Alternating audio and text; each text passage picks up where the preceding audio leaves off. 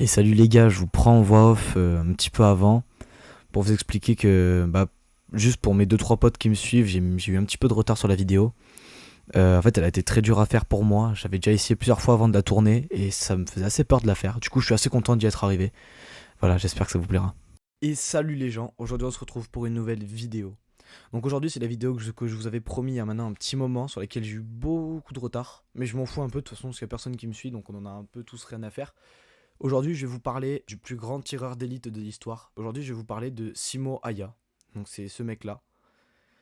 Donc Simo Aya, ce mec-là, il est né en 1905 et il meurt en 2002, à l'âge de 94 ans, si je dis pas de bêtises. Il opère de 1939 à 1940 durant la guerre d'hiver opposant la Finlande et les Soviétiques.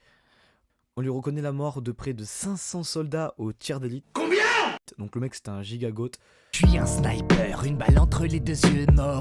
Pour moi, c'est limite un Ghost IRL, voire même mieux que Ghost dans Call of Duty. But this is capture or kill. Oh, désolé, désolé de l'amalgame entre lui et Ghost. Celui c'était pas un jeu, il a tué 500 soviétiques au tir d'élite et à peu près 200 autres au pistolet de mitrailleur.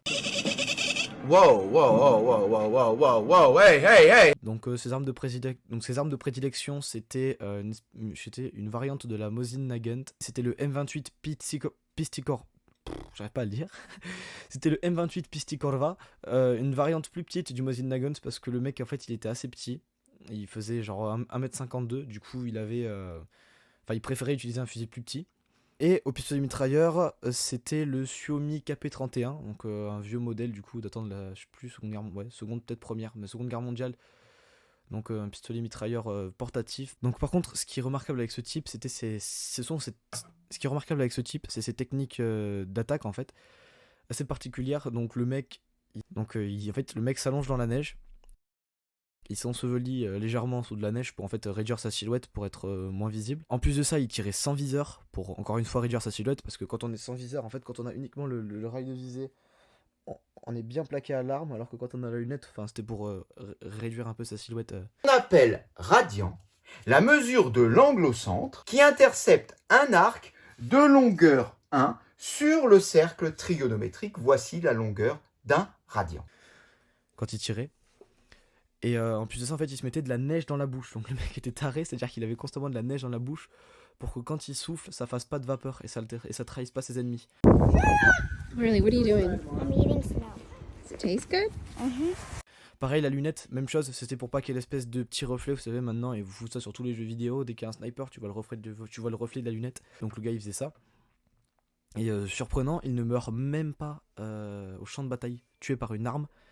Il meurt de sa belle vie plus tard, en 2002, à 94 ans. Et il a arrêté la guerre après une blessure. En fait, d'ailleurs, je tiens à préciser, il a opéré uniquement pendant la guerre d'hiver.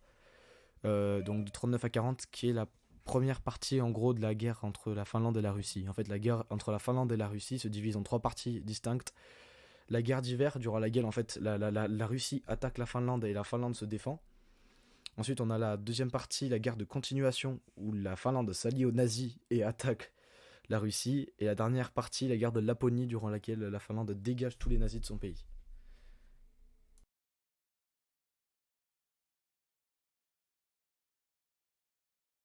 Donc oui, je disais, du coup, il meurt en fait après une blessure I mean, my heart's beating, my hands.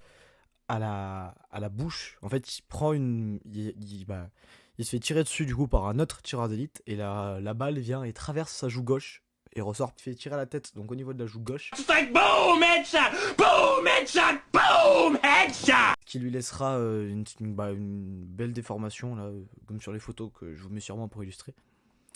Donc ça lui laisse donc ça va lui laisser une déformation. Il va mettre plusieurs années avant de se remettre entièrement et ça lui laisse quand même des séquelles.